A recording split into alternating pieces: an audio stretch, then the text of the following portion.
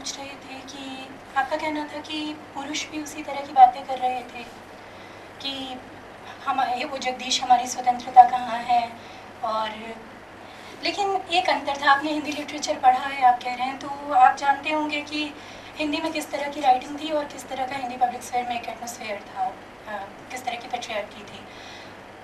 तो उन दोनों के कहने का मुझे नहीं लगता एक ही मतलब था, क्योंकि भारतेंदु का ही एक एग्जाम्पल अगर लें तो एक ट्रैवलॉग उन्होंने नील देवी जो उन्होंने लिखा एक प्ले, उसकी भूमिका में वो बताते हैं कि ब्रिटिश स्त्रियाँ कितनी फ्री हैं हमारे, और कैसे कपड़े पहनती हैं और कैसे फ्री होकर बॉल्स में नाचती हैं, और हमारे यहाँ कैसा हाल है। लेकिन हम अभी नहीं चाहते हैं कि हमारी औरतों को बहुत स्वतंत्रता मिले, तो उन्हें अपनी स्वतंत्रता चाहिए थी। तो मुझे लगता है कि मैं ऐसे देख रही थी। और जो आपने कहा कि कंपैरिजन ही क्यों करें, जिसको बेसिक ह्यूमन राइट्स भी नहीं होंगे वो तो कंपैरिजन करेगा। So what Charu said was in answer to Ravikant's question of men are also doing, right, following a similar template of freedom and unfreedom. Charu said, well, but there's a difference there that, for example, in the late 19th century, a famous male Hindi writer like Bhartendu also in a play says, oh, British, women in the West are so free, but we don't want our women to be so free. That's a good thing, but we don't want our women to be like that. So she says, given the patriarchal conditions of India at the time, even if they're saying the same thing, what the meaning is different. And in answer to Rizio's point about why compare, and I suppose the consequence or the negative consequence of comparison, Charu said, well, if you are unfree, if you are in a subjected position, then you will compare. Yeah, thank you. I agree with you, Rizio. There is a hypercritical strand in the Malayali DNA, so to say. and so Delhiwalas don't agree. In the morning there was a discussion of the critique of critique. That idea is kind of inborn. But it is true that there is when this idea of an international canon or even national canon comes up, there is a kind of there is a strand of inferiority, and it also comes from a kind of sense of provincialism, which is very much because we don't have a metropolitan culture, and there is a sense of belatedness because Malayalam became a modern language late, so some of these things come up in literary histories, in the tone, etc., etc., and the most pronounced manifestation of that in Malayalam criticism in the middle of the 20th century was accusations about stealing masterpieces from world literature and concealing it and publishing it as original work. But this is only one part of it. There are more other interesting things like Kesari Balakrishna Pilla, A. Balakrishna Pilla. His aim was actually not to see Malayalam as secondary or derivative in relationship to these categories. These categories were meant as something which would make intelligible this literary history and literary production and make one realize the value of it. This was the project in some sense. So he valorizes some poets to the extent of inviting criticism from the general public, like these unmerited valorizations, that kind of thing comes up. Now about this question of translation as part of production, I have a brief comment to make.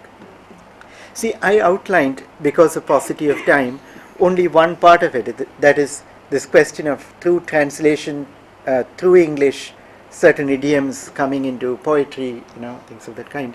Alongside that, there are two other things which exist. One is there is a strong continuation of the metrical, rhythmical, more pronouncedly native strands of poetic writing, and sometimes they may abandon meter, like in the work of P. Raman, for example, you get a concentrated kind of native culture. And recently, of course, it also comes to be indexed in relationship to cultural capital of Kars, etc., etc. The second idea is, alongside this opening towards literature from the global south, etc., during modernism, there is also a greater focus on location as opposed to the nation. You get a strand towards Dravidian writing, you get a strand towards the properly Malayalam located writing coming up. In Ayyappa Panikar, who translated The Wasteland into Malayalam, you also find this, very much so. And M. Govindan, people of that kind. The most recent striking instance of that was the translations which are being done by a modernist poet, Attu Ravivarma, from Tamil, where he makes Malayalam, pushes Malayalam to that proximity with Tamil, where it begins to sound like Tamil. It is possible between languages which are in the neighborhood of each other, that you make it sound like that. And his translation of Sundara Ramaswamy's work into Malayalam is an instance of this kind. Interestingly, in the Tamil literary culture, Sundara Ramaswamy is seen as not Dravidian enough, and he is seen as a kind of national or Brahminical kind of vertical axis. In the recent Dalit critiques of modernism, that's the argument which comes up. So these are some of the things which indicate the complexity of the dynamic. Thank you. Thank you. Karima, please. Yeah. So Adia, I was just out of curiosity, Yeah, sure. I mean, how does that then the Malayalam writings then relate to other neighborhoods in India, like Right. Apart from the Tamil, like the Yes. Hindi sphere? Or Yes, yeah. Very good, yeah. not Thank you. neighborhood at all. Yeah. I'm thinking in terms of the idea of connected literary spheres, Yes, like were they translation from Hindi Yeah, or yeah. Urdu or? Thank you. Thank you so much. In fact, there is a lot of translation from Bengali, which happens until even now it happens. Some of my friends tell me that in absolute numbers of publications there is no decline of translation from Indian languages into Malayalam, but in terms of the percentage of translations which happen, obviously there is a decline. And earlier there used to be translators, a lot of translators who translate from Bengali into Malayalam directly. Now that kind of crop of translators is becoming a smaller, or Marathi into Malayalam. Kannada, again, Sanskara was translated directly from Kannada into Malayalam. Those tendencies are probably shrinking a little bit, although I haven't really done research into that, so I would not know statistically how it would pan out. But there is compared to the visibility of translations from Latin American writing, like Garcia Marquez, is in Malayalam, and very bestseller, in Malayalam. So that sort of thing probably does not happen so much with Indian language translations anymore, probably, in comparison. But the recent focus on Dalit writing once again has made possible a lot of translations from other Indian languages into Malayalam. So you see a lot of translations from Marathi, Tamil, etc. happening. Okay, we have time for one last question. Then Shifra wanted to say something. Okay, good. I'm taken up with this notion of the neighborhood, and as a sort of as a network of elective of affinities, but also disaffinities. Right. Exactly. Clearly. And I was just curious about whether this idea of a sort of network of affinity works differently in the more ideologically driven sectors of the intellectual sphere than in the practice of literary production. So that the neighborhood as experienced by people in the field who are writing is different from the way in which the neighborhood is understood by people who are theorizing it. And I'm sort of thinking really in the context of Hindi and of modern Hindi, and indeed the language of modern Hindi poetry, and how it construes its own neighborhood. Thank you, Alok. That's precisely the kind of thing I had in mind. Actually, the theoretical or conceptual kind of map that we make, is of one kind. But at the level of practice, you get something else. The people actually taking things from, or sometimes resonating with, experiments which are happening in some other language. Like Attu Ravivarma, for instance, it is actually not so much ideologically driven, this thing to turn towards Tamil, as much as a kind of through a poetic process where he is in very close touch with Sundara Ramaswamy or J. Mohan or people of that kind. So I feel that this is why poetry is particularly interesting, because there is a level of practice which still offers some resistance to translation into a conceptual discourse, in comparison to prose fiction of various kinds. So that still continues. So that is why neighborhood as a network of a cluster of relationships which are about practice, what works, gestural, kind of connections. Thank you, Shikarao. Yes. Thank you, Sarah. There is one question of Wonderwood to which I did not respond. I would like to comment on that because it also connects with the question that James has brought up. Travel to Japan and its, the role of Japan as an inspiration. Yes, the travel to Japan was a special event because Hiroi was very much prepared for it. The book itself was well done, photographs, etc.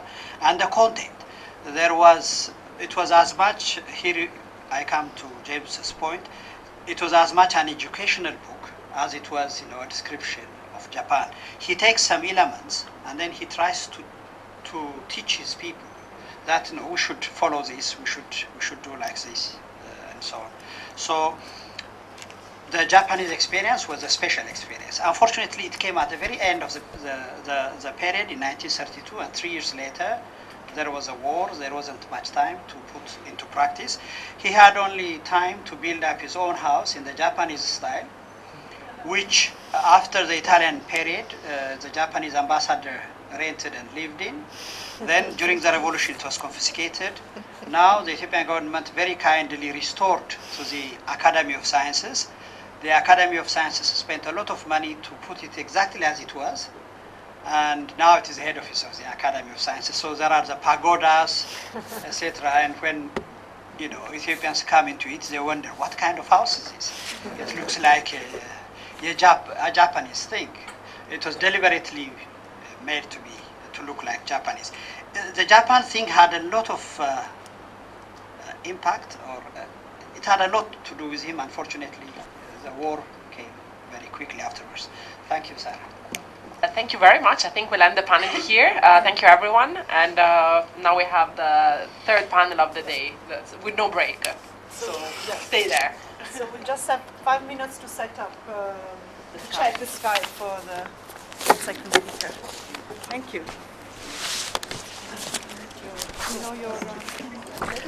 We have two speakers. Well, actually one for the moment. Okay, one for the moment. The title for this session is The World Lyric. The first speaker is Shad Naved from Ambedkar University, Delhi. Orient. Shad.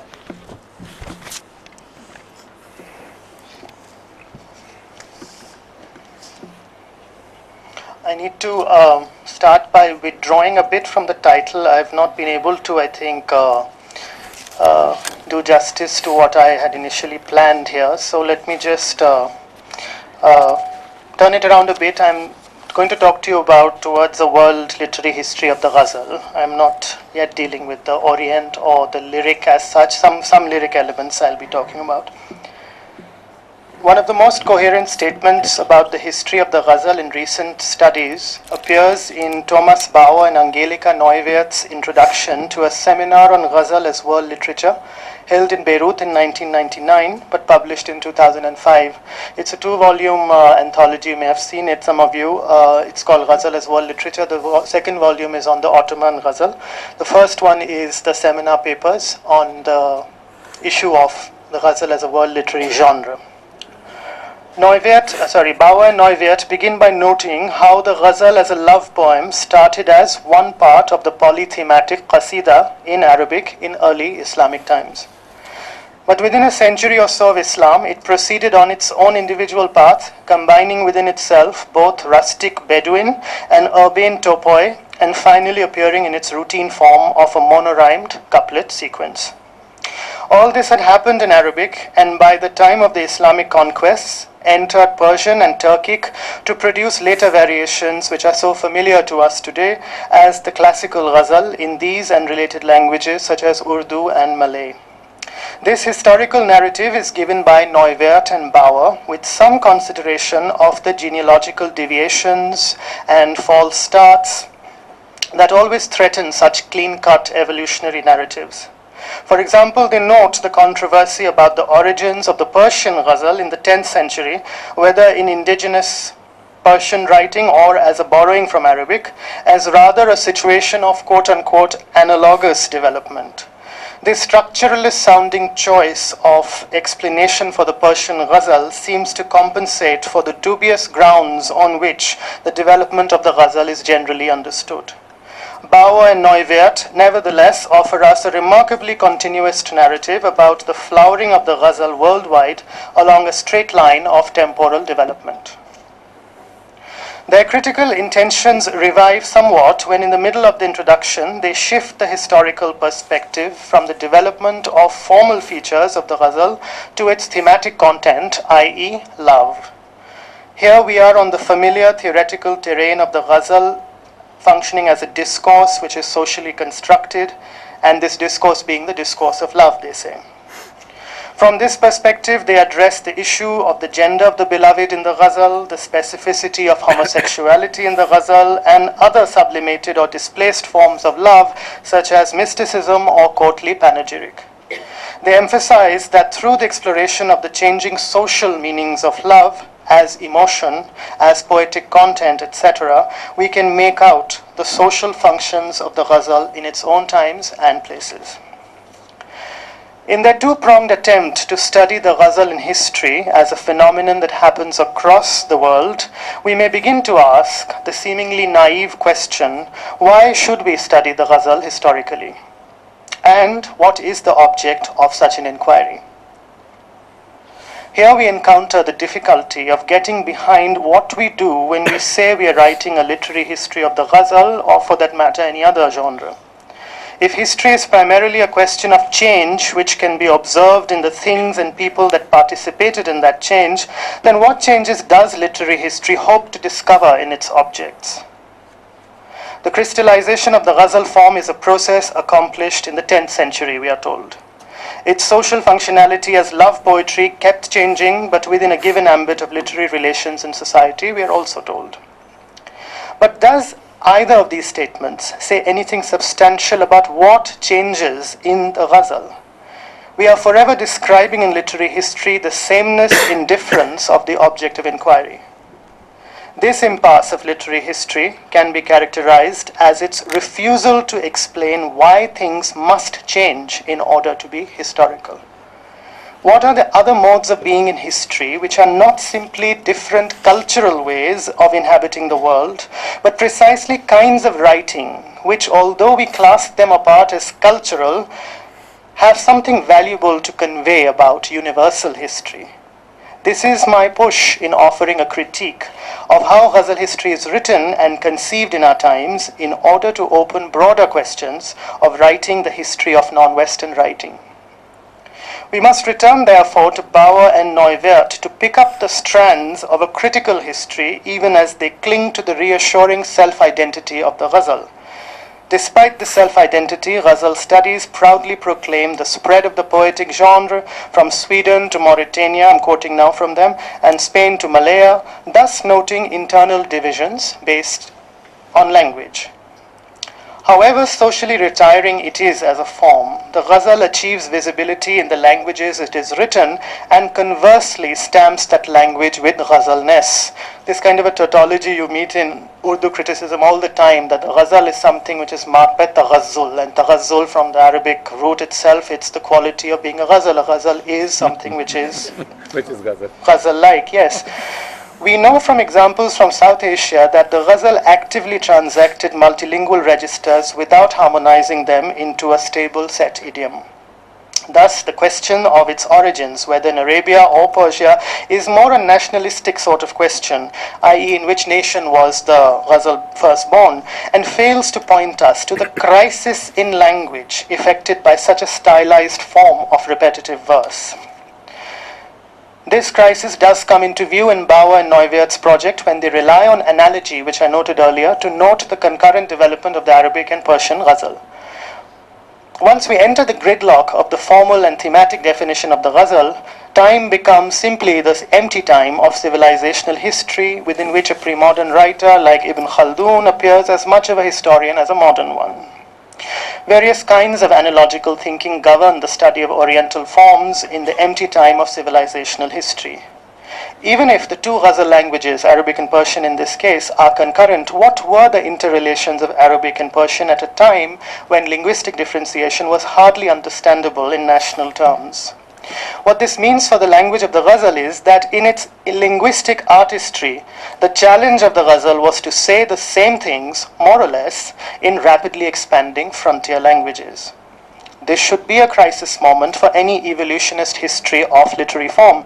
But our example, Neuwirth and Bauer, collapse languages into discrete national identities rather than as equipped to say the same thing in different sounds. This same moment of crisis is also the bedrock of comparison in literary study, because in it, language appears frozen as ornament, but is actually passing from mouth to mouth, region to region, period to period, trying to preserve its alienation from social forces. To appeal to the social construction of the discourse of literature, particularly for earlier historical periods, therefore denies this powerful aspect of language use that is exemplified in the ghazal. To answer my earlier question about why we need to study the ghazal historically, it can now be answered that a historical approach is demanded by the ghazal itself in its intransigence towards socially or historically relevant meanings. It is part of the luminous hunt for the elusive layers of poetic meaning. When we engage in this hunt as readers, we are participating in a historical process, albeit not the one in which statements are made about the world external to the fiction of the poem. To understand this historical process, I turn again to Bauer and Neuwirth to their second perspective in locating the ghazal in history as a discourse on love. Here we may note, as Bauer and Neuwirth don't, that the notion of ghazal as love poetry is at the level of fiction, i.e. the ghazal produces fictions about love. But fiction is not simply non-truth or non-historical lies. Here fiction is precisely the arrangement of the ghazal as a fiction about love. This fiction has been described abundantly in ghazal studies through typologies and topoi. But if we take this fiction seriously, it becomes clear that something in every iteration of the ghazal establishes this fiction. To give a shape to this fiction, each iteration of the ghazal produces the sense of an arrested moment within the empty time of the poem's fiction. This dual fiction, that time stops in the ghazal and is not even there to begin with, has been given several metaphysical names in ghazal studies, most prominently of tasawwuf or ritualized mysticism. But if we take the simple secular name for this structure as love, we arrive at something bordering the concrete in its endless repetitions in the ghazal. This love is both a theme and an inexhaustible premise on which poetry can be written again and again. At the philosophical level, this premise is the idea of language itself, which cannot be exhausted by saying it all, and which always tries to say something particular despite its inexhaustibility. The theoretical, i.e. historical name I propose for this element in the ghazal is the erotic, which is how it appears to us today in all its multilingual and transhistorical examples. Bauer and Neuwirth focus on the erotic elements in the ghazal, as I mentioned earlier, but only as thematic particles that lie beneath the socially relevant forms of this poetry, and thus themselves seek to be fitted into given social forms. The erotic is part of the self-identity of the ghazal. Much more than the term lyric, the erotic affirms the turn away from looking at the world as it is. Bauer and Neuwirth do note, albeit in passing, that the ghazal works with the sustained fiction of the poet turning his back on his listeners or readers. This itself can be one definition of the erotic, a perpetually voyeuristic relation, as if one is eavesdropping on a privately meaningful communication. If we collapse the erotic with bodily sexuality or sexual relations within society, we mistake the fictional world again for history itself. In other words, we are giving up on writing history and turning ourselves in as hostages to the ghazal's timeless universe if we don't take note of the fiction of the ghazal. It would be tiresome to remind ourselves again that the ghazal resists history and history writing. Yet it is necessary to remember this even as we hope that historical objects would offer themselves by the sheer logic of history to historical understanding. My counter-suggestion is that we study as historians the modes of resistance to history as practiced in the various ghazal centuries. To give a concrete example, it is the late colonial period of literary reconstitution of culture in South Asia that first notices this resistance to history as a problem to be solved by criticism. For the ghazal itself, here I can only telegrammatically propose a study of enjoyment that inheres precisely in the turn away from history and society. In contrast to major trends in world literary history, the ghazal teaches us the conditions for a world literary history which is not comprised of well-delineated author figures or memorably individualized artifacts. And here too the enjoyment is erotic in the sense suggested above earlier.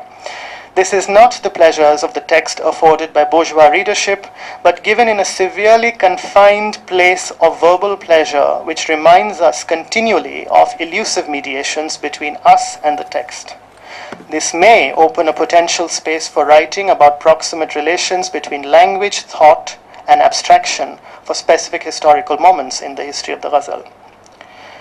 Finally, I end with this, it won't do for literary history to keep filling this space of the ghazal, inside the ghazal, with social fragments from the battlefields of history. The place within the ghazal as a fictional space claims a universal and timeless existence. It is this universal, timeless existence that we must begin to name and inhabit in our critical and comparative endeavors. Thank you.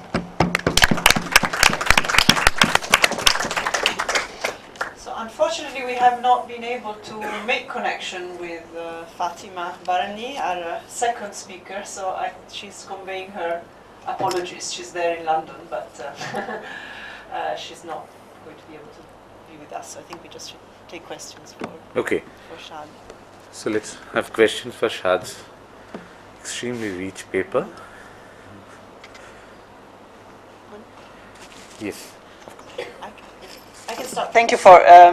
If I've got you correctly, I really like the point about, does history have to be about change, or particularly it seems in the case of the ghazal, as you say, a genre that even when it's in the throes of being subjected to a very historically charged critique, persists and continues and does not.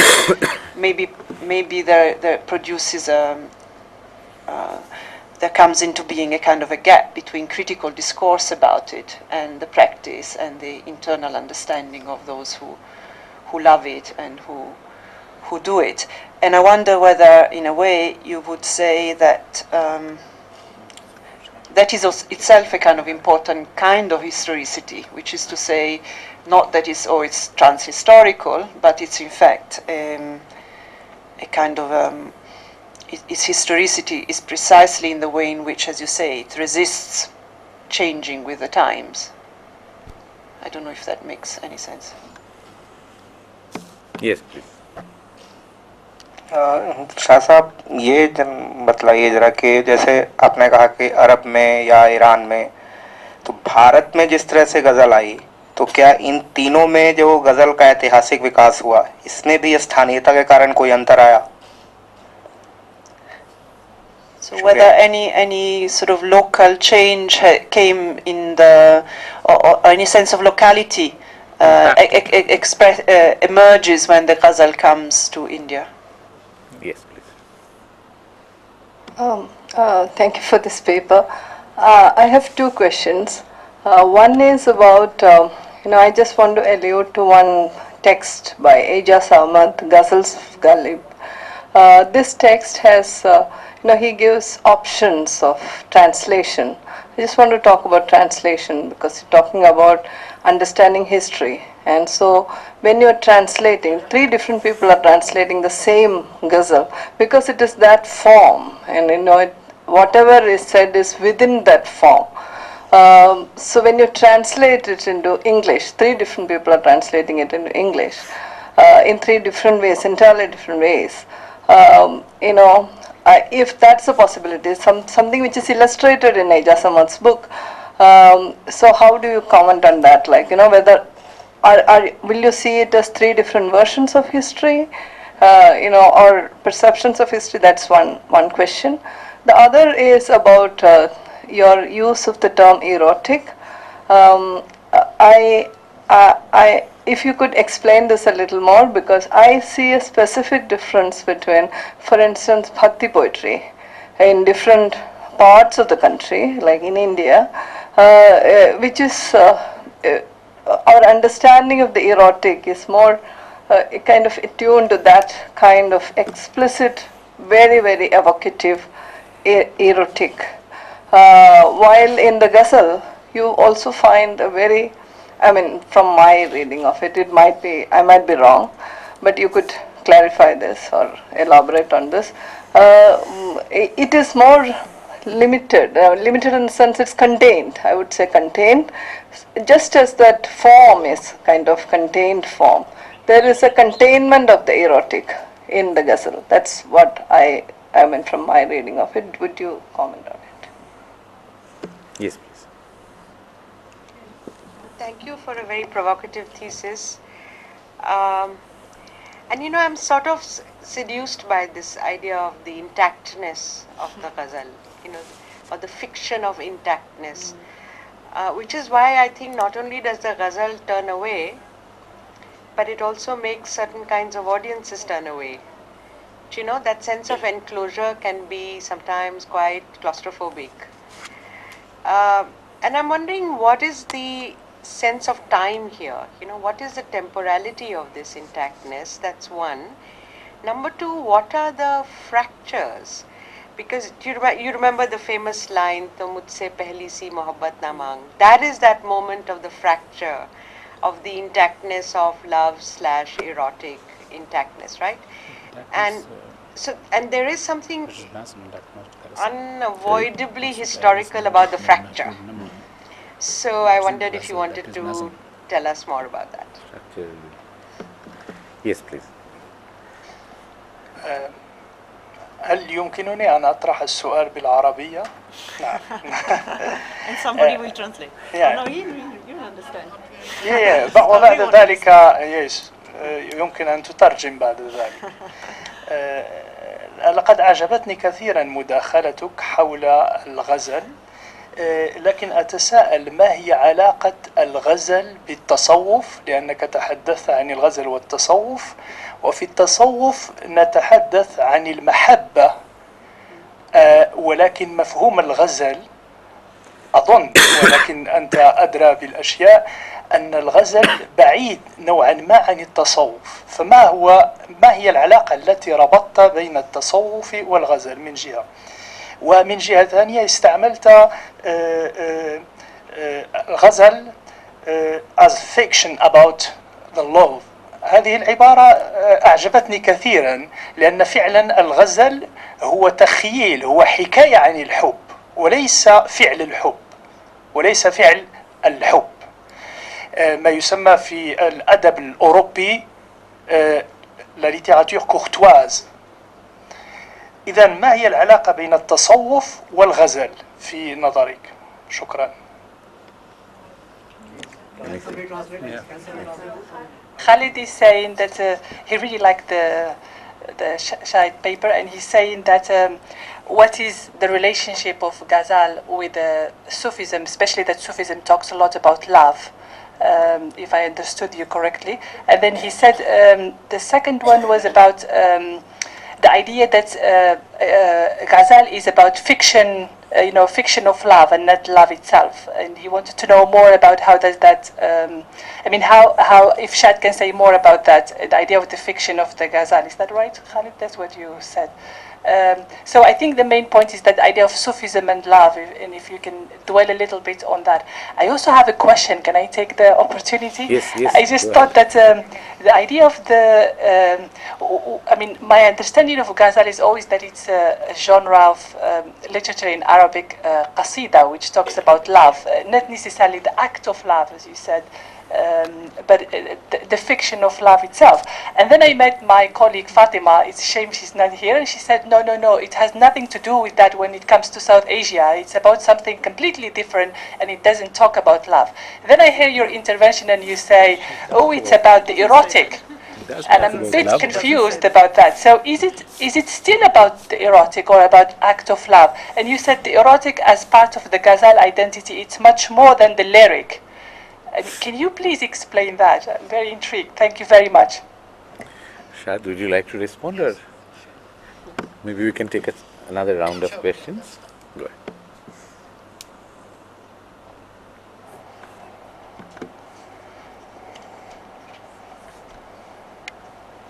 Trying to bring together the questions in one kind of a statement I think I should make about I don't know all your names, so I'll just just call them questions.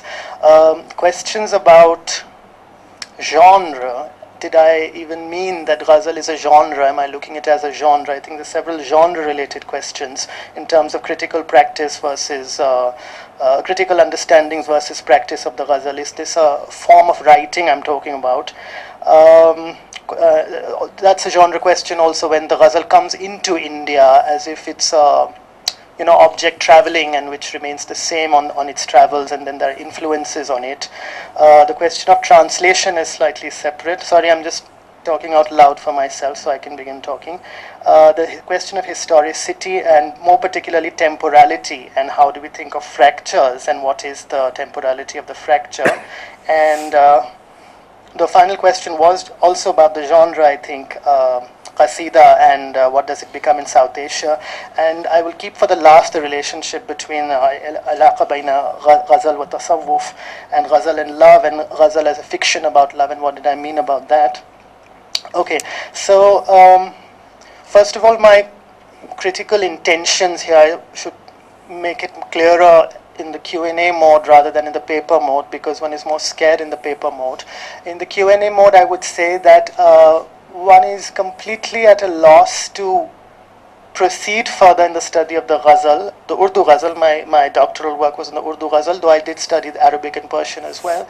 Is that every literary history or critical work on the ghazal has to begin with that formal description of its properties, as if the readers and its listeners have somehow forgotten it and they have to be each time reminded about it. That itself is the beginning of the historicity I'm talking about. The ghazal seems to demand as if the readership would forget what the object called ghazal is.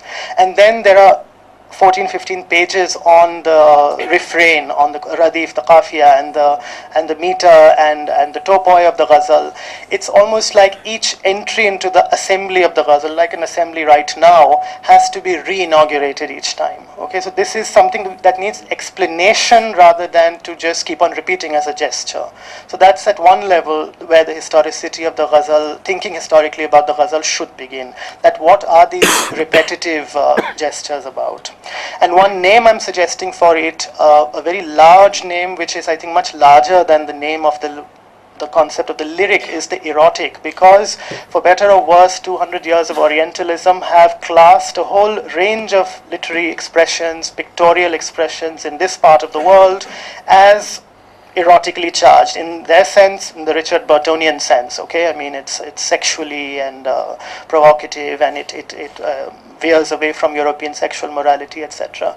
So I'm taking the word from there to clarify that by the erotic I do not mean at all it's almost empty of sexuality actually. And if you look at the ghazal also, I mean, unless you're really going looking for it, heterosexual, homosexual, bisexual in those terms, you get a continuous rehearsal of a very controlled space in which some kind of an encounter is happening. Whether to call it sexual or not, it's not very clear to me, and Neuwirth and Bauer are very sensitive to that this is not about sexual in that sense.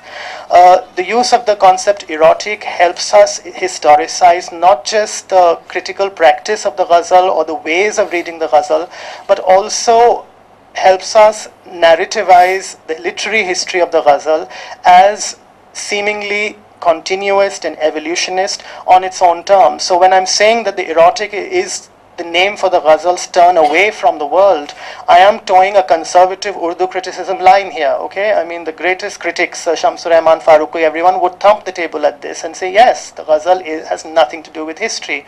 But we have to take one theoretical step further from there. I mean, isn't this itself the mode of thinking history in the ghazal, which has been continuing not just in South Asia in the last 300, 400 years, but the history really is as old as the Abbasid times onwards, which is where they are placing Neuwirth and Bauer, the placing the beginning of the ghazal. The question of translation, I'll just be honest, I'm not very interested in that question, and I was not at all suggesting that the erotic is a translationary moment of history into writing. I mean, it's actually a resistance to that, and that resistance is what we should study. The Ijaz Ahmad project, I mean, it's a quirky project. It has, I mean, some good poems came out of it, I think, but the ghazal was not the end product always. I mean, and people like Adrian Rich and all the American poets, they couldn't read Urdu anyway. I mean, he did a prose rendering and then they did a verse rendering. So yeah, it's a good experiment to think about, and the Americanization of the ghazal after Agha Shahid Ali is a sealed deal. So I mean, that's one modern trajectory of the ghazal. I am interested in tracing this backwards, as you can tell from my paper. I'm keeping the hardest things for the last. The question of the intactness of the ghazal and that enclosure becoming claustrophobic. As a critic of the ghazal, my colleagues are here, I teach ghazals with them in courses, and Dr. Mrityunjay Tripathi, Dr. Avdesh Tripathi, and we always have this tussle. I mean, they are the proverbial Hindi walas, okay? So they come from the Hindi world, and their criticism of me is, and I take that seriously, that you do not take into account the question of vinod, of enjoyment, of enjoying the reading of the ghazal, and even in your teaching.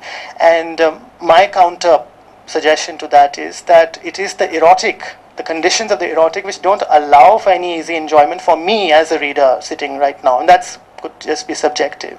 So this enclosure becoming claustrophobic, it gives me a way to think about a range of other kinds of writings in the non-West, I think.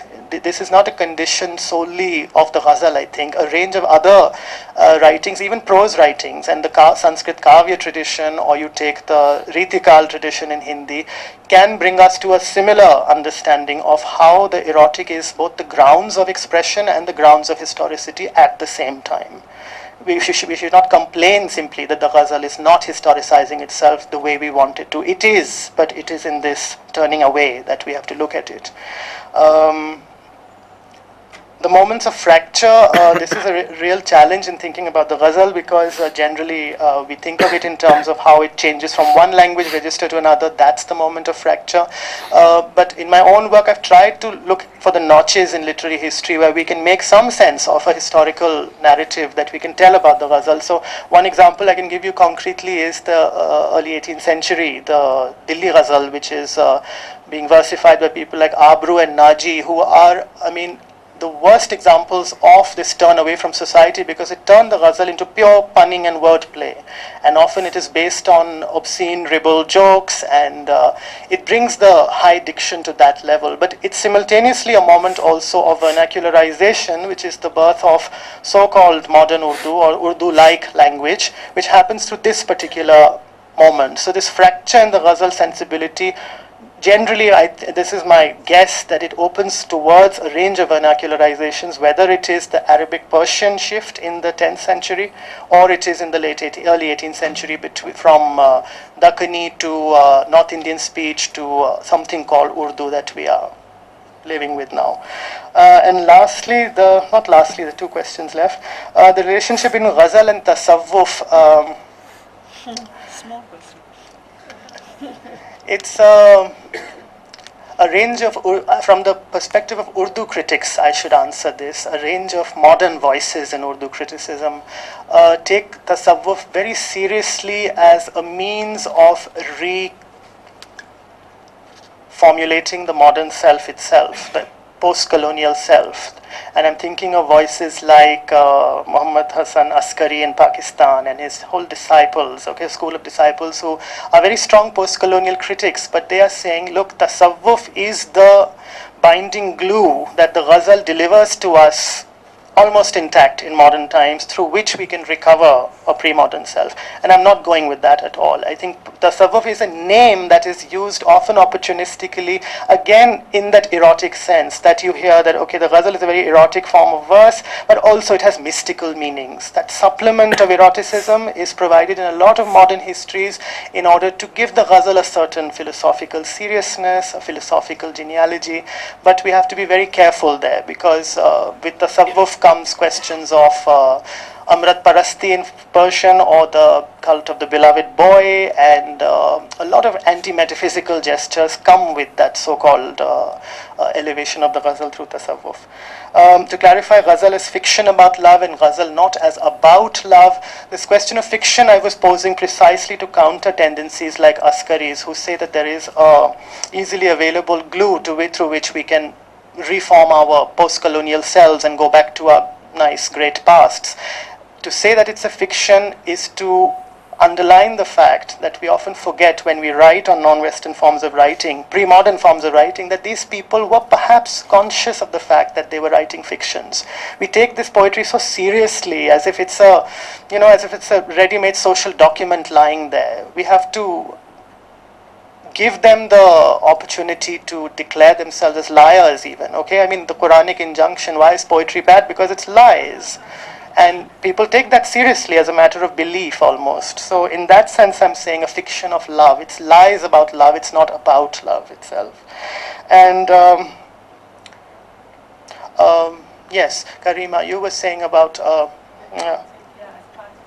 Qasida. Yes.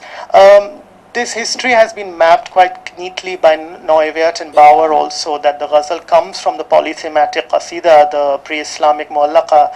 And I mean, you yourself were talking about Taha Hussain, and I mean, it's strange that Neuwirth and Bauer don't take that kind of a critique on board also, that look, the pre-Islamic is Islamic and it is a fabrication of a very particular sort. So anything that comes from it is also carrying with it the smudges of fabrication, fiction, lies. So the ghazal, whether it came out of the polythematic qasida or it came from Persian, is a question that we should ask in terms of the erotic as the ground on which how these images or these topos, they are concurrent with each other and they are co-articulating each other in particular historical periods through very determinate means. I mean, it's very easy to, I mean, it's not impossible to look at that history, but to just keep on tracing the movement of an object, जैसे आप कह रहे हैं कि ग़ज़ल हिंदुस्तान में आई, I mean, that's a controversial statement from my perspective, because, I mean, a person like Urfi, the Persian poet, is writing in India and he comes and he goes back and all kinds of these transactions are happening. तो कब आई, कब ठहरी और फिर वो कब यहाँ पे टिकी,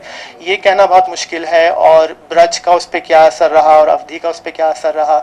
I mean, these are fair enough questions, but I'm asking you to question the intactness of the object called ghazal itself. कि ghazal कोई चीज़ थी जो उठ के आई और यहाँ पे कुछ बनी, वो उस आने में ही उसका बनना था. और it's not a question of local versus trans-local. It was always local. It was always based in cities very strongly. The Abbasid moment of the rise of the ghazal is nothing but a small city-based moment in 10th century Arabia, which then globalizes in a big way. And lastly, I made a mess of it almost. The bhakti erotic question. Again, I work with Hindiwalas, okay, so we are all living under the oppressive ideology of bhakti, where bhakti is like tasawwuf. I mean, it is the suturing glue of the self, of the poetic self. Bhakti is seen as a discrete historical period which demarcates eroticism from the rest of it. But, I mean, that itself is, obviously, it's again an evolutionary, continuous narrative of how the kals of Hindi poetry developed one after the other.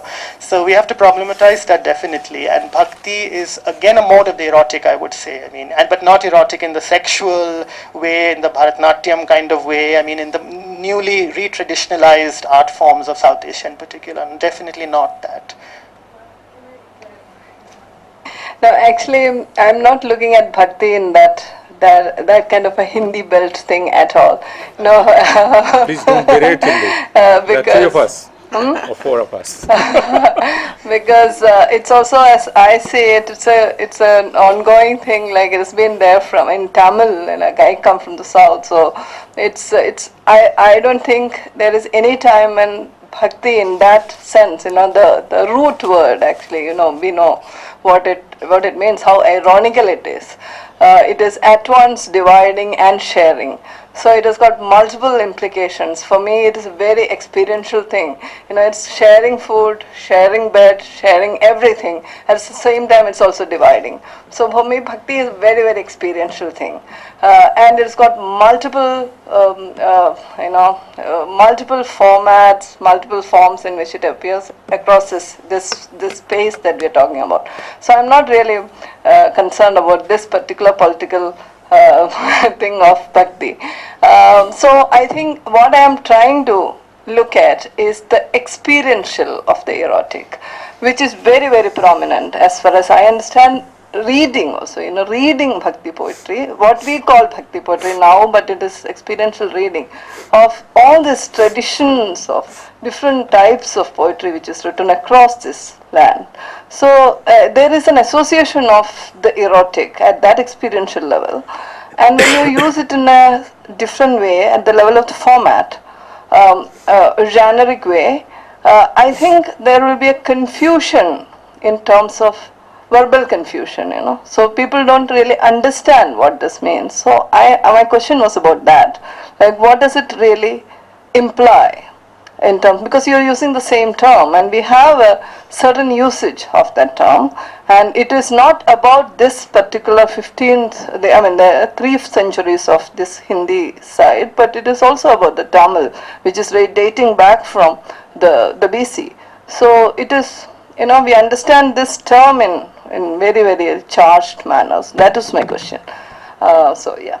No, just to, I need to rebut that, because if you're saying that the classical Hindu provenance of, let's say, pre-15th century South India and Alvars, Nayanars, they are those recollections of those history are less ideological than the Hindi ones. I don't think that's a fair enough thing to say, because both are very ideologically loaded objects which have been instated into the canons of the various South Indian languages as well. The bhakti is a deeply ideological term. Erotic as well is a deeply ideological it's term. In retrospect, no? Like all history is in retrospect. Yeah.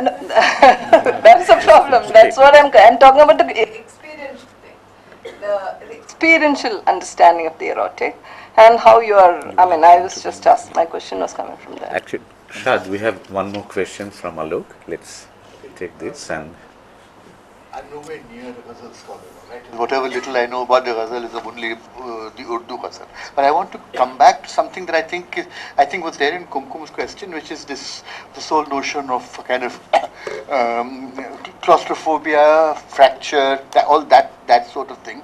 And forgive me for being very naive, right? But let me try and at least frame what I'm saying. In trying to think about what the Ghazal is, it will take me a long while to process what you said, but it seems to me that you're talking about a sort of possibly a set of conventions which are both metrical conventions and conventions in terms of topoi, and obviously the repetition of these is what produces the sense of claustrophobia, and we know it only too well from tons of bad Urdu shairi, all right, that the Ghazal is suffocating. Obviously, but these conventions which are suffocating, can they also be enabling? So that, when Faiz's complaint about Mujhse Pehli Se Mohabbat, all right, is because, not again, not anymore, I can't go on doing that stuff. And what Faiz achieves, seems to me, is to find a way of smuggling new content into old conventions, old topoi, available given conventions and topoi. So that's my sense. I don't know whether that can, how that fits into your structure of analysis. yes, please. Yeah, my question is also related to this actually, because again, I claim no expertise on this, but my understanding was that with the rise of the progressive writers in Urdu, there is some attempt to again, as he said, find new content for these forms. Or am I wrong completely? Please tell me so if that is true. This is the major thing, that if ghazal is only a form, it just sort of adherence to a set of काफिया जो भी है आपकी poetic conventions, then is it then in like a basket where people can put in other content or not, or has it been experimented with like that?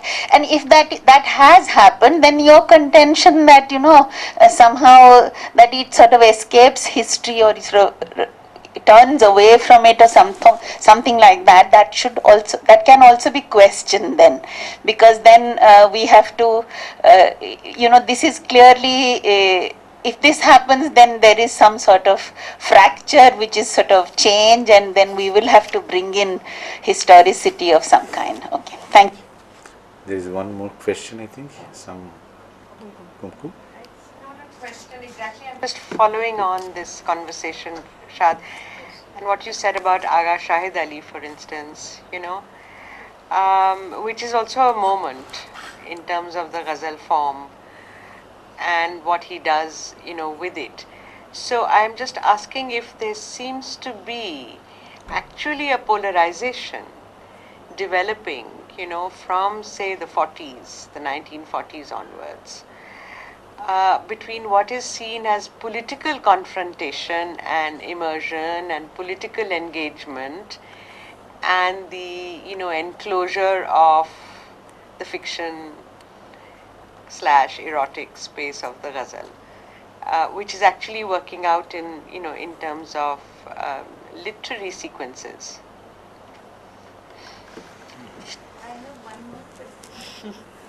Not a question, actually a bit of a confusion again about your use of the word erotic, because you are clearly using it in some kind of theoretical sense, and I don't quite understand what you mean.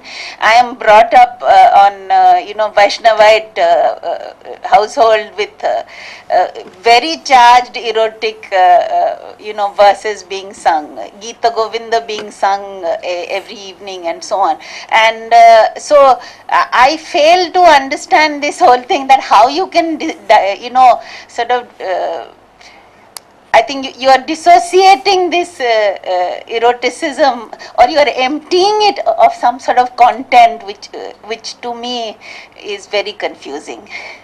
So I'd like some clarification. Thank you. Shad? Yeah, the other binary that seems to be emerging, I'm trying to engage with it. The first was the question of genre, as I said in my previous round of answers.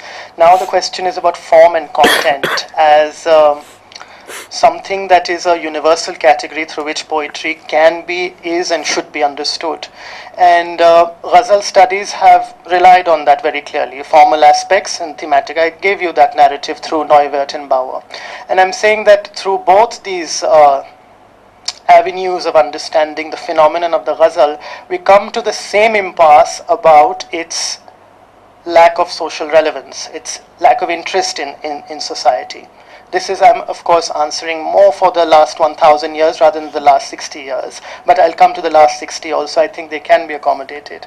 So in studying the ghazal, I think we are also stuck with the ideology of form and content as two very hypostatized categories through which we can understand, or we must understand the ghazal. I think the ghazal gives us enough of its lineaments to understand its practice beyond simply this binary, because it's very difficult difficult to uphold this binary. Even when we are doing close reading of the ghazal, it's very difficult, I think. And that's true for most poetry also. It's a heuristic device, I think, that we use, but it comes with a certain ideology, maybe of the lyric itself, form and content, which I'm trying to still not broach the question of the lyric, the ghazal as lyric. Maybe that's why the Agha Shahid Ali question and the Faiz question can be better posed in the lyrical mode rather than in the erotic mode. So my push till now in my work is to trace the tradition backwards rather than to immediately understand its fortunes in the last post-colonial in the modern period.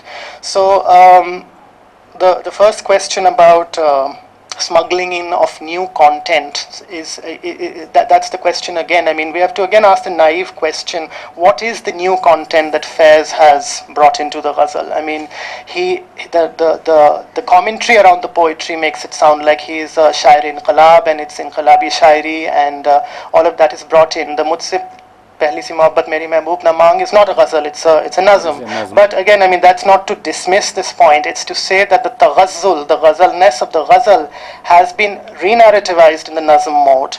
And even this gesture of turning away from the old style beloved to the new whatever revolution is part and parcel of the erotic gesture.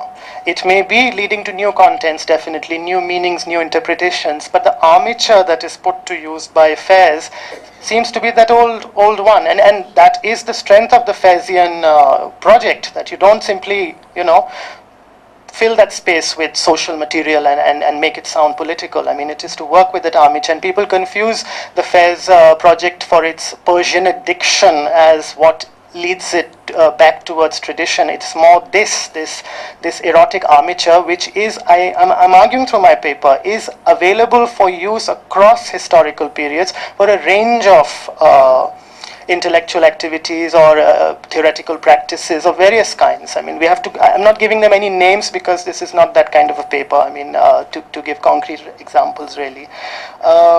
So that's the question of the rise of progressive poetry in Urdu and how it works, this armature. The Agha Shahid Ali moment and the post-40s Taraqi Pasand political engagement of the ghazal, I think that's a history that has been too easily subsumed under one or two narratives of utopia or of political utopias. I think the project is much more complex, and we have to start writing more complex histories of it in the light of the fortunes of the ghazal that it drags along through the pre-modern, from the pre-modern period into the modern. Some narrative of that, some account of that detritus has to be mentioned. And I'm giving the very loose term erotic, which I'm counterintuitively posing as not sexual, not homoerotic, not heteroerotic, but as a certain critical gesture that the ghazal demands you take towards it. Okay? And I'm saying let's go with that gesture rather than to quickly resist it and say, no, we are being anti-political, apolitical. The ghazal in its mode of existence, its modes of enjoyment, its very guilty modes of enjoyment also, right? I mean, the reformist literature in India is all about producing guilt in you for reading ghazals. I mean, you should burn those books and you turn effeminate if you read it, or you turn something from the modern norm, okay? So I think we need to give an account of that prehistory of the ghazal, which it seems to iterate in its iterations, as I'm saying, as an erotic gesture all the time, even in Faiz or on his rivals, anti-progressives like Nun Mim Rashid or people like that. Both using the same armature, two different effects, of course, different contents, of course. I think we'll have to. Sorry, I think we'll have to stop here. Thank you so much, Shad, for a wonderful paper and very interesting, engaging questions. Thank you so much. So coffee is waiting. Yes, can we? So there's tea, coffee waiting, and I suggest that. Do you think we can bring it back here or not? Probably not. No, maybe not. No. Okay, so if we can have it and then come back and have a proper discussion on the days and trying to do this work of comparison. Thank you very much.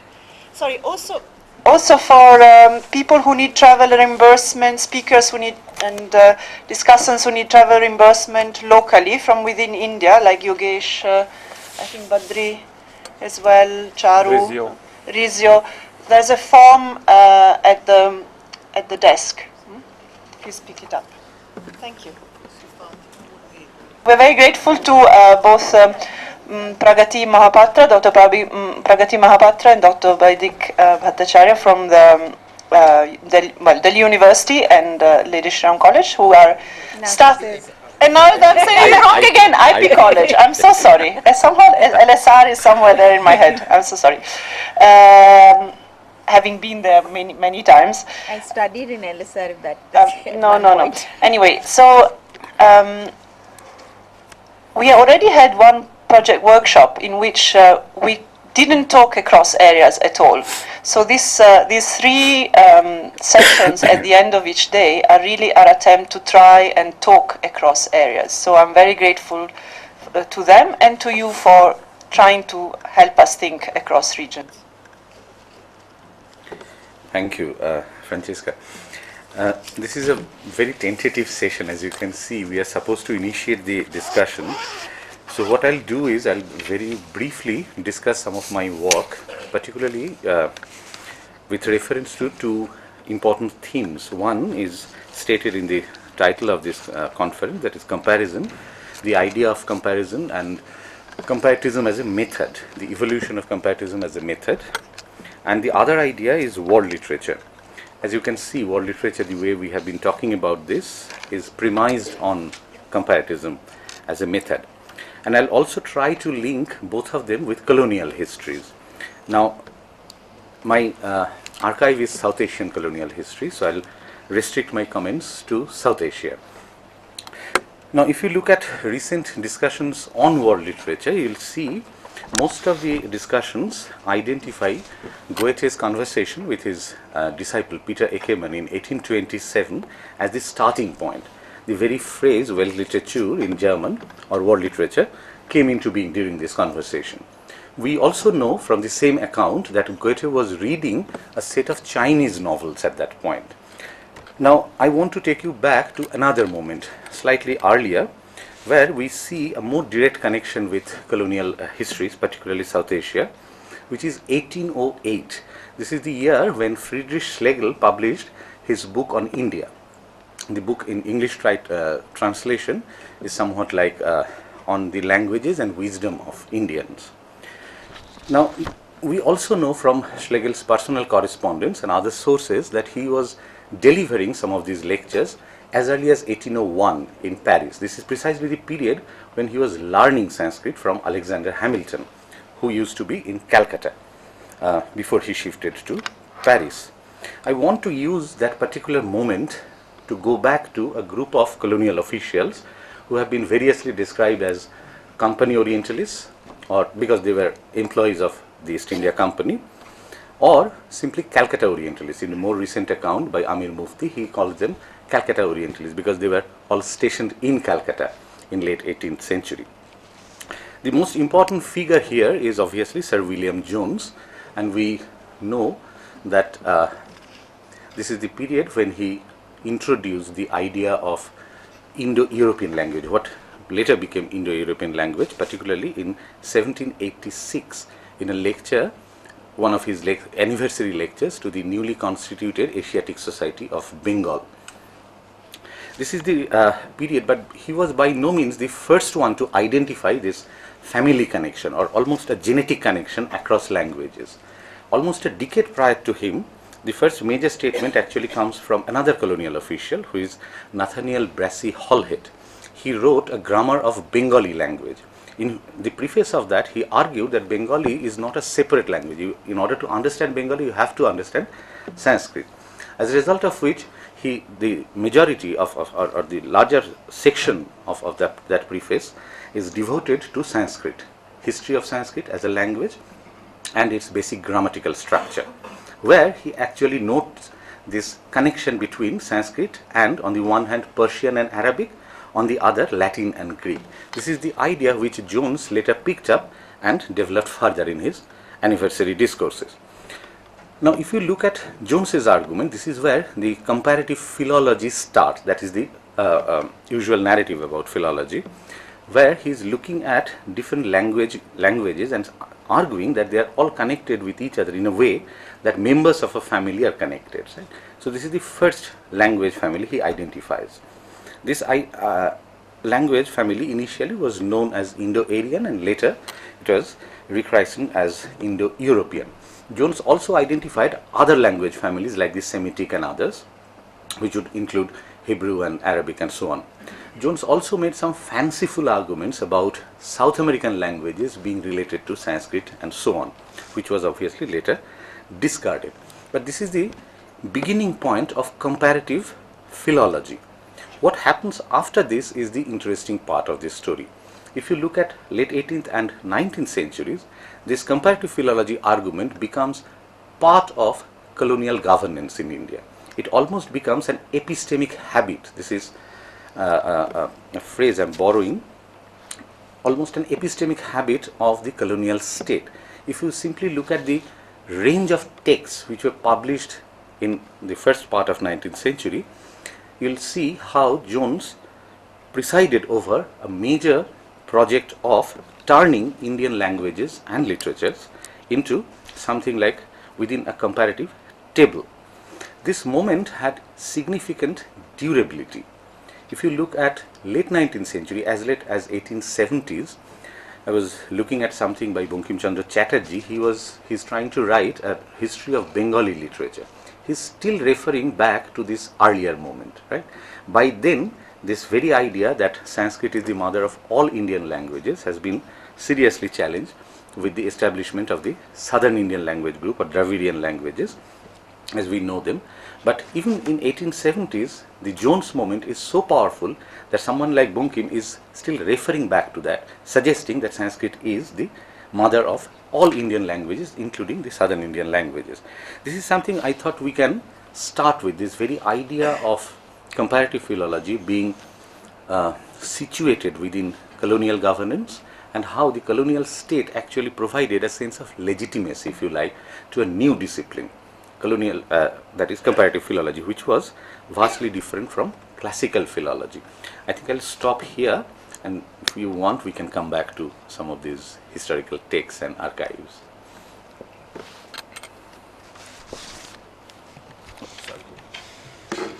Okay, thank you, Vaidik, and thank you, Francesca, for inviting me to this workshop, although I am not quite sure what I am supposed to do here. In my conversations with Francesca, I got this sense that, in the earlier workshops that you had, where most people who presented their papers, like everyone who's a specialist in a particular area, they tend to talk to a very limited circle of people. They tend to talk to people who are familiar with the references that they are making. And the idea of this workshop was to actually make to make it possible to have conversations across regions and across disciplines and across different colonialisms. Clearly, comparison as a relation that is sort of captured in the title. That idea is will not be. It won't work unless all these papers which are presented here, they sort of talk to each other or have something to say to each other, and that is some. Of course, I just want to sort of point to some commonalities, because one has to talk about some common points around which maybe we can have a discussion, and all of you can pitch in.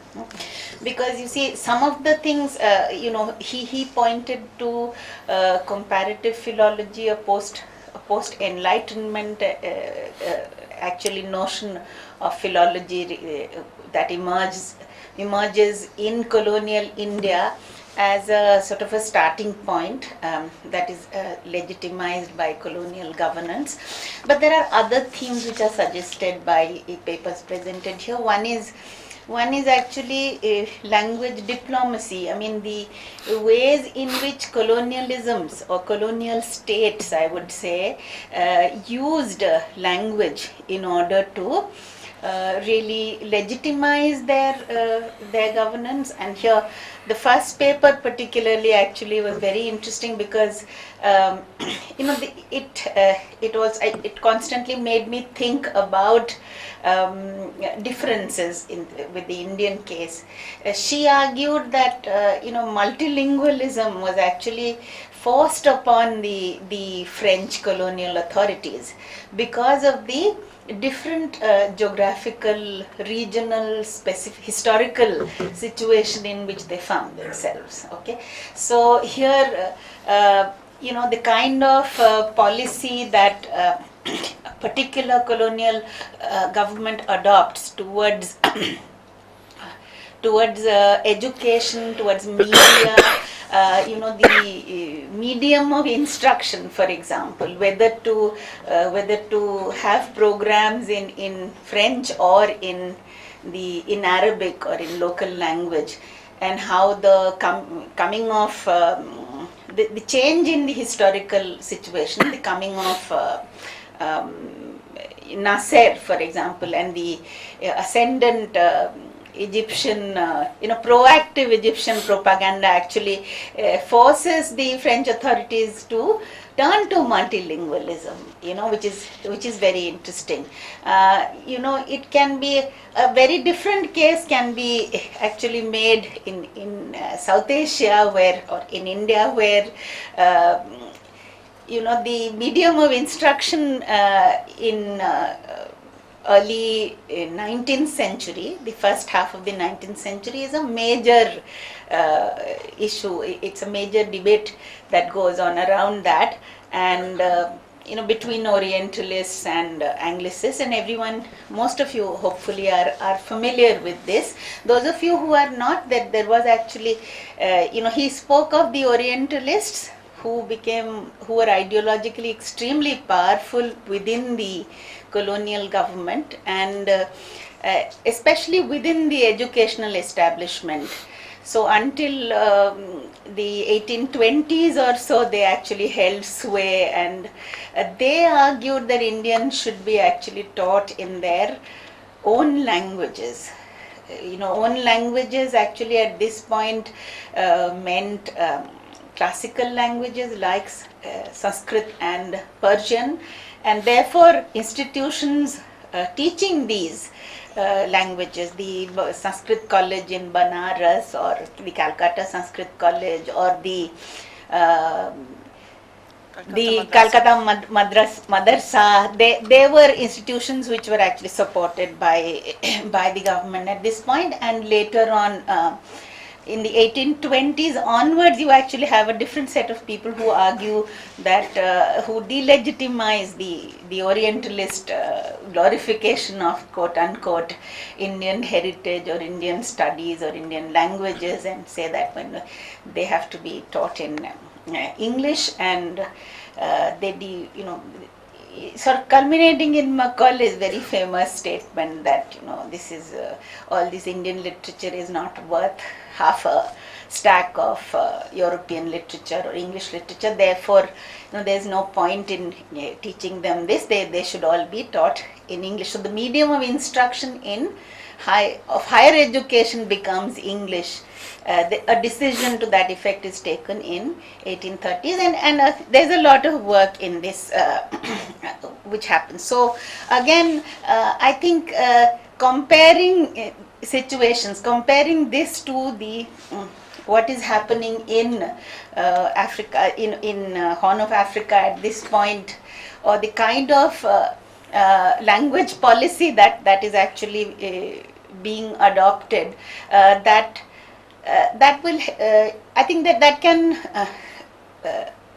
be fruitful in two ways. One, it will actually help us understand the fact that the manner in which colonialism operates in different regions is actually different. Secondly, it also will make us historically think about the relationship between these regions. How do colonial diplomacies actually are shaped by changing contingencies and changing historical situations and so on. The second, so this is one issue that we could talk about. The other is, is a little more, what I just wanted to talk about is, again,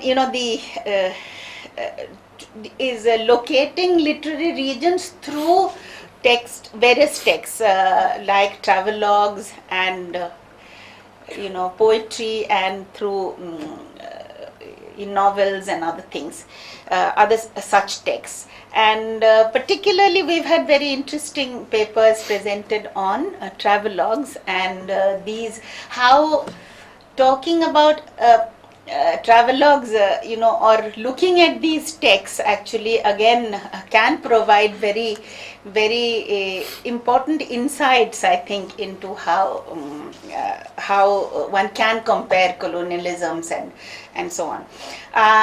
What I'm also slightly, I would like some discussion on this fact that these travelogues they're focused mainly on people from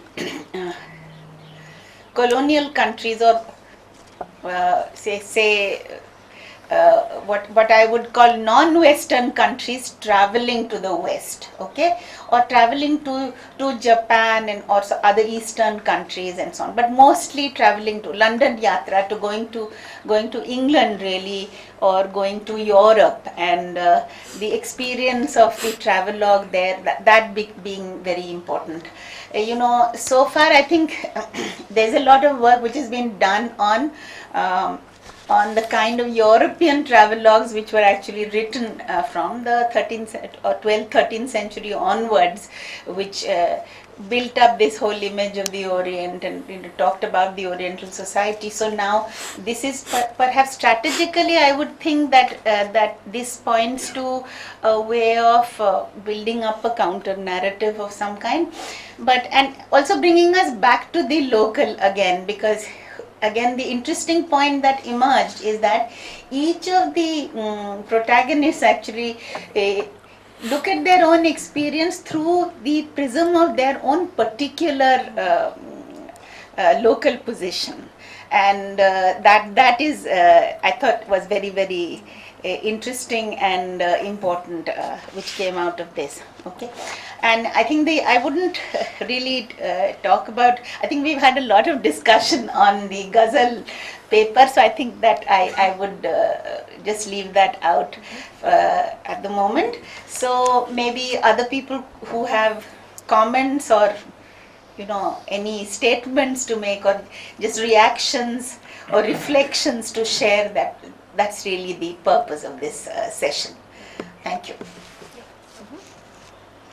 Thank you so much to both. I just want to reflect on what you said on the language as a medium of instruction in India, and I want to point out that it's a very similar question in Morocco, because when the French colonial authority arrived, in the first 5 years, I think up to, or maybe more, I think a whole decade, up to 1926, they wanted the instruction to be purely in Arabic, and Arabic only.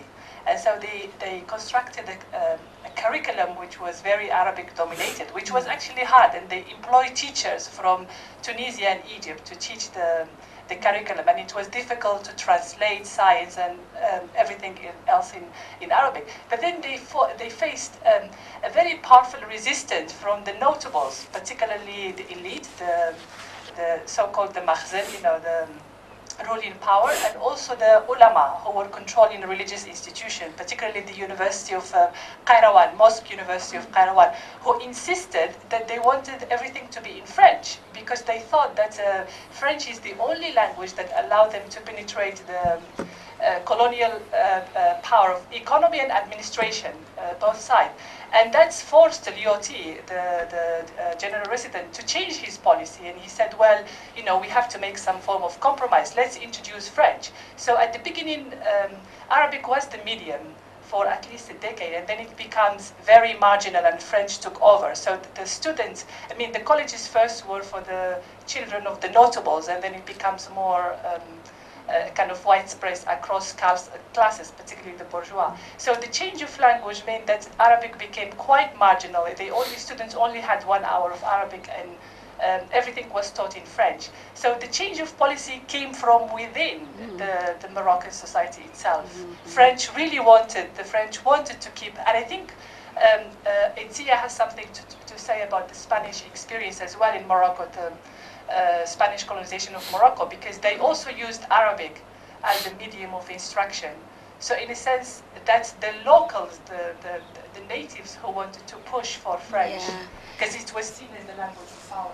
Yeah, something similar can be happened in India too, because in fact, a whole set of the native elite actually wanted to push for English, because English was actually the language through which they perceived that the modern education, basically scientific and technical education, because really it is in these spheres that the West is perceived to be superior. So therefore, access to these this sort of knowledge was seen to be possible only through English. So it's actually interesting that there are Raja Ram Mohan Roy and various other people actually supported the Anglicists and in this whole debate, that they wanted English to be. So again, something similar happened. But I just also want to say that although this is important, but eventually the British also in lower schools, the vernacular education did continue, and it's also very interesting that there's I just want to take 1 minute, in Delhi area, there's a particular college called Delhi College actually. I mean, people in Delhi are familiar with it, but very important projects of translation were actually undertaken by this college, and faculty in this college or students of this college in translating particularly scientific texts, mathematical texts, and texts to do with what was perceived as technical and scientific education particularly. It's and after 1857, there was this great revolt in 1857 in Delhi, and so there was a backlash, and this college was actually attacked by the rebels at that time, and so that whole experiment actually came to an end. But in a very short period, they'd actually managed to translate a very sizable number of texts into Urdu, scientific texts into Urdu, to be used as textbooks and other material. Anyway, thank you. That's Zakir Hussain College now. Now Zakir Hussain College. Sir, did you want to? Well, I'm not sure I have something new to say, but I agree with the general argument that you have also made in the first part of your paper, that as France in Morocco, Spain was upholding this policy of non-intervention, which was actually a form of intervention. And it was it came as a result of this conception of being a tolerant colonial power, but actually fetishized the colonial culture, and in the name of the preservation of the local culture, it actually didn't let its dynamism continue. So in that sense, I think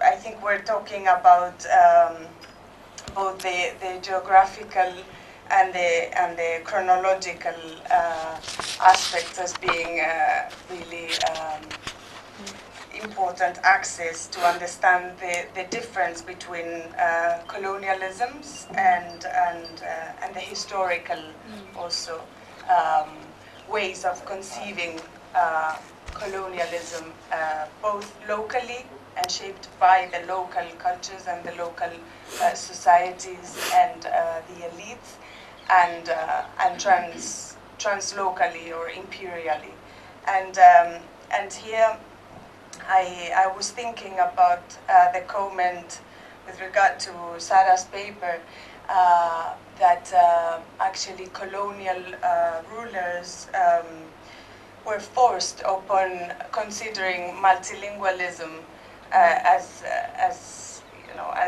the way in which they could exert power and influence, because I think here we have another interrelation between the rulers and the people who actually are the ones who force the rulers to adopt certain policies. So here we're actually talking about the limitations of rulers being acknowledged and this change of policy being forced upon them. I think we have a question here. Yeah. Yeah. Are you talking on education? I just wanted to add some comments to the first speaker, because there is something similar. There was something similar happening in the Horn of Africa, namely Eritrea and Ethiopia, particularly Eritrea at the beginning, because this Orientalist narrative worked very much also there from a different perspective. Because if you remember, Professor Shifarao in the morning gave this very short description of the main languages, or some of the main languages, namely Ge'ez as kind of ancient language, then Amharic and Tigrinya. So what all those languages share is their Semitic root. So the majority of colonial administrators in Eritrea were basically from kind of Orientalist background. So they were fluent in Arabic, some of them in Turkish and Persian. So they found in this African context a landscape which was somehow familiar for them, which is interesting because this introduces the issue of directionality somehow. Because, of course, in Ethiopia and Eritrea there are many languages which are not from the Semitic stock. Therefore, they picked up those which were more familiar to them and more also convenient in order to frame them in a setting which was not only familiar, but I would say, if you accept the term, profitable somehow from a colonial perspective. So that is a first important thing. And the second one is that this Orientalist approach made also it introduced an issue of classification, if you want, of languages. So you find a lot of those administrators, which were also scholars, and some of them even linguists, which they say, okay, this is a very important, interesting language, so it is worth some philological exercise, and so they establish a scale of value. So some languages are inferior, some are superior, and superiority and inferiority is given according to this Orientalist standard. So that is quite important. And also, of course, the very important divide there was it just an oral language or also written language? So those languages which had to a different level a written tradition were picked up as more important and superior, which means that that comes to the language of diplomacy. The official papers, document material were written, of course, in Italian, but then in Tigrinya, when talking to Eritrea, of course, in Tigrinya and in Arabic, which means that Tigrinya and Arabic were picked as unofficially the official language of the colony, thinking of Tigrinya for basically the highland inhabitants of Eritrea and the Christians, and Arabic for the other, which were not, the majority of them, Arabic mother tongue, but they were assumed to know Arabic because they were predominantly Muslim. So it introduced a complex set of directionality within the colonial setting. And also, the same issue which Karima was mentioning is present of local agency, pushing also for the issue of language. So notables from wealthy family, particularly along the coast, pushing for the education in Arabic as something important for the development of the region and the upbringing of their children. So there, I found many similarities from this point of view. Can I just ask you a question? Do they also sort of set up I mean, from what you were saying, it suggests that they have a classification based on language family and perhaps religion as well. Is there a sense of, language and ethnos as well, that, if you speak Tigrinya, you are part of a Tigrinya people, or if you're speaking Afari, you are as an Afari people, and that also part of the classification of languages, or not? I'm not sure if I understand correctly your question. Of course, this was an idea of classifying languages and community because there was a certain level of correspondence. But of course, when you move to the Tigrinya-speaking communities, they are still now probably the majority of the highland people, but they're not the only one. So in the island, you have, Eritrea, to give you an example, is a very small country. It's around about 129,000 square kilometers. So I don't know. And 5 million of inhabitants now. Imagine at that time. But you have 9 languages. So only basically, I would say 2 languages and a third language like Tigray achieves the level of written language for as a medium of instruction. All the others, basically, with the exception of Kunama, which did not have a written tradition, so the missionaries introduced Latin script to write in these languages. They did not achieve any level of, let's say, language diplomacy, if that was your question.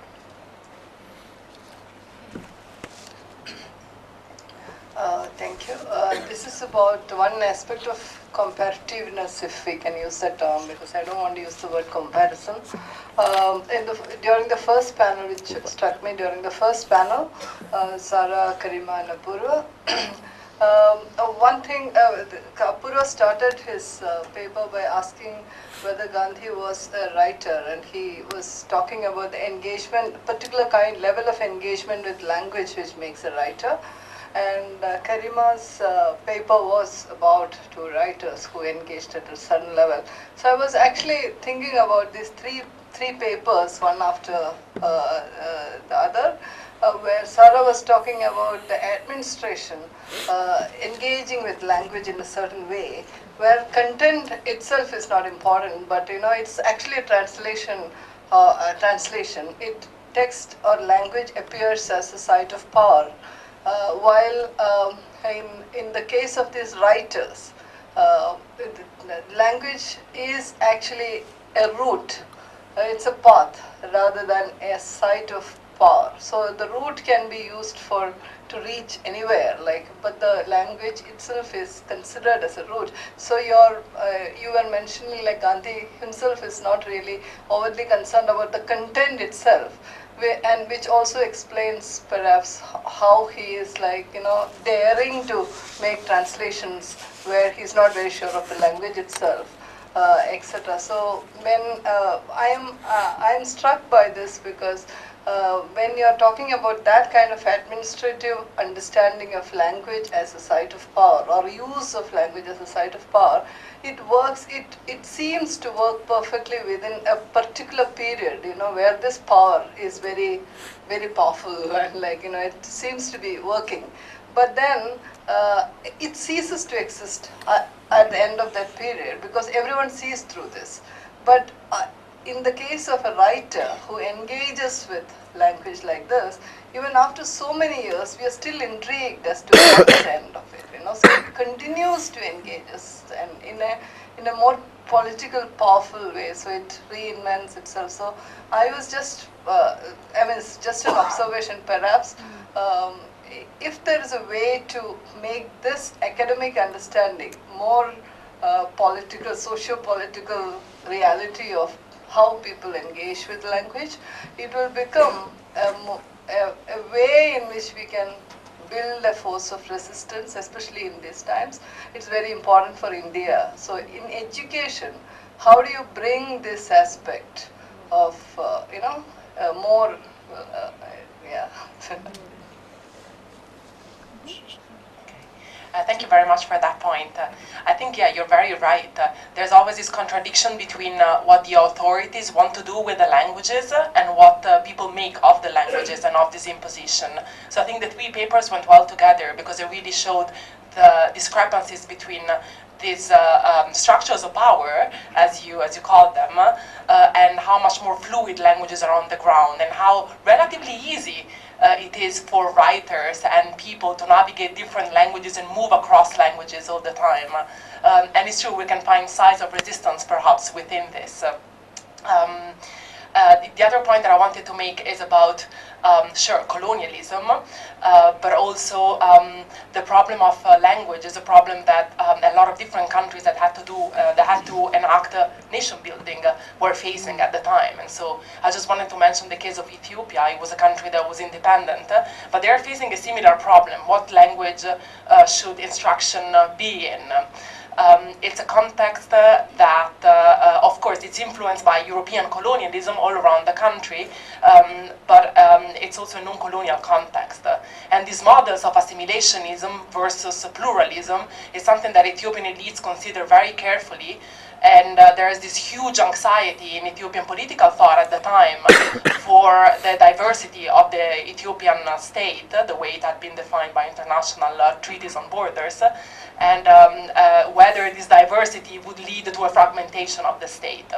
So eventually the linguistic path that was chosen by the state was that of language assimilationism and only one language. Which also point to the different layers that we should consider when we think about colonialism, and the fact that a lot of countries that were independent were enacting their own civilizing missions in the peripheries. So now in Ethiopia, a lot of the people whose mother tongue is not Amharic complained that they were culturally marginalized in the history of Ethiopia, and Amharic was imposed upon them, and their language heritage was discriminated against as a result. So all these different layers that sure have to do with colonialism, but perhaps really have to do with states and structures of powers that are not specific to colonialism, but are specific to power per se. And the last point that I wanted to make is a follow-up on what Waldelul was saying on Orientalist scholarship and the Horn of Africa. So the Semitic-Cushitic language divide in the Horn was also interpreted in civilizational terms. And a lot of the heritage of sub-Saharan Africa was interpreted through the so-called Hamitic hypothesis, whereby everything that was associated to high or advanced civilization was thought to come from the Middle East. So was thought not to be indigenous. And for the Semitic Cushitic language families or language groups in the Horn, there was the interpretation that the Semitic people, so this is also your question, that it was Semitic immigrants from the Arabian Peninsula that moved to the Horn and brought civilization with them. Now this, from the archaeological point of view, this has been disproved, but this became also internalized and used locally to define a certain kind of political struggles in the country. So it's still these ideas of who's indigenous, who comes from the outside, and whether the Cushitic people were indigenous and they were colonized by the Semitic people coming from Saudi Arabia, or present-day Saudi Arabia, is still very much alive. So there are two different interpretations of how come there are Semitic languages in the Horn. One is just the language moved, or there were indigenous people that were speaking Semitic languages, or perhaps even Semitic languages were born there and then spread all over, or whether it was the people's movement that defined the presence of Semitic languages there. And that was part of colonial scholarship, but it really had a huge impact, huge political impact even nowadays on how political struggles are fought over. There she is. She wants to. Yeah, she has. Hi. I just had something small to say about the paper on literary identities in Morocco. So you quoted the passage by the director of public instruction, right? And so this part where you said that where it read measured out like parsimoniously the natural sciences and physical sciences, and so that rationalism should not be encouraged. So that made me think of like I'm an MPhil student and I'm working on science writing in colonial Bengal in 19th century. And so there, this question also figures in terms of what method to follow in educating the public about science. And I'm looking at periodicals. So there, like genres, choice of genres is often tied to this. That will science be taught as a set of facts, or will science be a method of rationality. So depending on that, how much of science, it's all Western science being written for a Bengali audience. So, and the thing is that it's not just the state, so some of it is missionaries writing, but some are also male elites writing for a female audience. So that's tied into reform, like movements of reform, where they're trying to educate the Bengali women in a particular way. Hygiene But and so on. the question of rationality plays out there because it's often not, I mean, the method of educating the subject, whether it's the native male or the female, is often not tied to inculcating like a scientific temper or a way of looking at the world, and so experiments almost never figure. So it's just, you know, like reporting facts, and you have to just replace the superstitious beliefs currently there with a new set of beliefs, but ways in which they can be empowered to really question nature for themselves is missing. So I thought that, yeah, it was, yeah. Thank you. Yeah, that's really the point that I was trying to make about the teaching of science in colonial Morocco. In the memoir of one of the Francophone writer, Drish Raibi, he talks about how they were told to memorize science instead of think or criticize or develop a certain logic of how. So it's exactly the same thing. The idea is to, the purpose was to produce colonial subjects who are collaborative, who are docile, but who are not critical. The faculty of thinking, like Descartesian logic, was really missing. So it's the same idea. When they actually said don't teach them reason. When these male reformers are writing, for instance, for the women, one interesting thing that happens is that the women are being told that when you bring up children, you have to inculcate instincts of inquiry, and so the way of teaching those male children science is different. Like you have to take them out into the garden and ask questions about flowers, but when it's the mothers being educated, it's rote memory of science. So there are like different like levels in which pedagogy is being, you know, played around with. That's really an interesting point, because women education in colonial Morocco was out of the question. So it's like no one really wanted to talk about women. Let's focus on men. And when women were introduced into the debate, it was like, well, religious education, you know, education that can get them by, but the focus was more on men. So it's, the patriarchy was quite powerful in that sense. Thank you. But can I make a point about what Sarah was saying? I thought the irony of the discussion about colonial education and the use of languages is the way the elite, whether they were you know, elites, aristocratic elites, or elites who were educated in French school, and particularly the nationalists of different backgrounds, whether they were Arabophone in Morocco or of Salafi background or Francophone, inherited the colonial idea about identity and the nation, you know, one language, one identity. And they applied that quite rigorously in their post-colonial state. Like in Morocco, Arabic is the language. Tamazight was completely deleted, as well as other languages. And I think that comes from, I mean, there was that ambiguity. They were critical of the way the French brought in that idea with them, but they implemented with such a force, with such a power. And of course the French were, and I think that's really another point that I would like to raise, the French themselves were very ambiguous about their policies in the Maghreb, in North Africa, because that reflected a war that was going on in France itself, within the Republic, about various ideological trends, whether to teach the natives the Enlightenment, not to teach it. They were the leftists, the rightists, you know, a different kind of assimilationists, anti-assimilationists. But they also had huge trouble converting French peasants into Frenchmen, as you know, the famous Ernest Renan thing. So I think it reflected the kind of ideology that were inherited, critiqued, but then they were adopted without any critique, in a sense, in a way. Right. No, I think. Sorry? Should we stop here? No. Oh, no? Should we stop here? We have a bit of a break before Kumkum's lecture, and more time tomorrow.